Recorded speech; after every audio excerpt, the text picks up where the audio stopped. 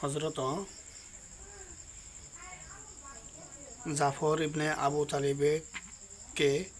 একজন দুডানাওয়ালা বলা হতো, যে মুতার যুদ্ধে প্রথম তার দুখানা হাত কাটা যায় এবং তারপর তিনি শাহাদত বরণ করেন। আল্লাহ তার ওই দুই হস্তের বিনিময়ে তাকে দুটা পাখা দান করেন এবং যার দ্বারা তিনি জান্নাতের সর্বস্থলে উড়ে বেড়ান। তে জাফর রাদিয়াল্লাহু আনহু মানে একটা হাদিসের মধ্যে আছে যে সিরিয়াত মুতার যুদ্ধে গিয়ে তার শহীদ হয়েছে, আর শহীদ হওয়ার পরে তার দুইটা ডানা